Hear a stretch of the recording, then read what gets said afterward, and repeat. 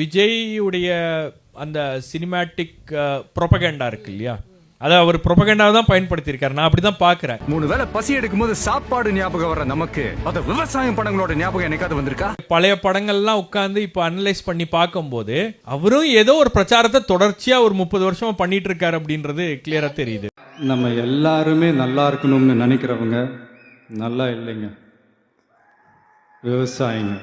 5000 கோடி கடன் வாங்கின ஒரு பியர் ஃபேக்டரி ஓனர் என்னால அந்த கடனை கட்ட முடியலன்னு கை தூக்குறான். ஆனா அவன் தற்கொலை பண்ணிக்கல. அவனுக்கு லோன் கொடுத்த அதிகாரிகளும் தற்கொலை பண்ணிக்கல. ஆனா 5000 ரூபாய் கடன் வாங்கின ஒரு விவசாயி அதை கட்ட முடியாம வட்டி மேல வட்டி ஏறி பூச்சி மருந்து குடிச்சு தற்கொலை பண்ணிக்கிறான். இப்பதான் அந்த ஸ்கிரிப்டை படிக்காம தவறிட்டோமோ அப்படின்ற ஒரு கேள்வியும் எனக்குள்ள இருக்கிறது. உனக்கு 18 வயசு ஆகலடா, நீ இந்த படம் பார்க்காத வெளியே போடான்னு சொல்ல தியேட்டர் வாசல்ல ஒருத்தன் நிக்கலாம்ல. அது நான் வைன் ஷாப் வாசல்ல ஒருத்தன் நிக்கல. 10 வயசு 15 வயசு பையன் கைக்கு பாட்டில் சிகரெட் எப்படா போகுது? அரசியலுக்கு வரணும் அப்படின்ற அந்த எண்ணம் அவருக்கு ரொம்ப முன்னாடியே அவர் அந்த கிளாரிட்டியோட இருந்திருக்காரோ, அவர் கிளாரிட்டியோட இருந்திருக்காரு. நம்ம பொலிட்டிக்கல் ரிப்போர்ட்டர்ஸ் வந்து வந்தா பாத்துக்கலாம் அப்படின்னு இருந்திருக்கோம். பிராந்திக்கு விஸ்கிக்கும் இந்த விலை தானே நிர்ணயம் பண்ணி வைக்கிற அரசாங்கத்தாலேயே அத்தியாவசிய தேவையான அரிசிக்கும் பருப்புக்கும் விலை நிர்ணயம் பண்ண முடியல. ஏன்? அது காரணம் இவனுக்கு தான். சுயலாபத்துக்காக இவனுக்கு பண்ற பதுக்கல் தான். ட்ரைனேஜ் டாக்ஸ் எதுக்கு கட்டுறோம்? சாக்கடை தண்ணி பூமிக்கு அடியில போறதுக்கு. ஆனா அந்த ஸ்லம்ல ரோட்டுக்கு மேல போகுது. டெவலப்மெண்ட் டாக்ஸ் கட்டுறோம். ரோடு நல்லா இருக்கா? தெருவுகளுக்கு ஒழுங்கா எரியுதா? இல்ல. இருந்தாலும் மக்கள் வரி கட்டிக்கிட்டு தான் இருக்காங்க. இவங்களை நிரந்தரமா வேலைக்கு வச்சா இஎஸ்ஐ ப்ராவிடன்ட் ஃபண்ட் ஏகப்பட்டது கொடுக்க வேண்டியிருக்கும்.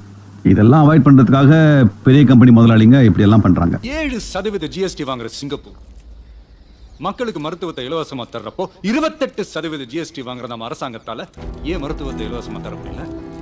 ஐயோ, இவருக்கு எப்படி இவ்வளவு கூட்டம் வருது, என்ன பண்ணி வச்சிருக்காரு அப்படின்னு பார்க்கும்போது I think he has created that setup for himself. ஒவ்வொரு வீட்லயும் ஒரு விஜய் இருக்கான் அப்படின்னு சேலஞ்ச் பண்ணும்போது அதை வந்து நம்மளால கவுண்டர் பண்ண முடியலையே, அதை நம்மளால மறுக்க முடியல. ஒருவேளை இருக்குமோ அப்படின்னு தான் திமுகவும் யோசிக்குது. யாருக்குடா ஓட்டு போடுவேன் அப்படின்னு பசங்க கிட்ட கேட்டா விசிலுக்கு தான் ஓட்டு போடுவேன் சொன்னா அவங்களுக்கே அப்பதான் தெரியுது.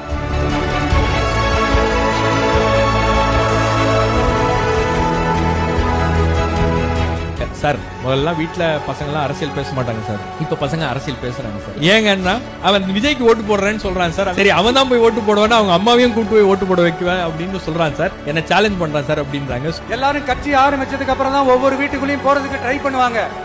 ஆனா நாங்க அப்படி இல்லை. ஒவ்வொரு வீட்டுக்குள்ளேயும் போனதுக்கு அப்புறம் தான் கட்சியாவே ஆரம்பிச்சிருக்கிறோம்.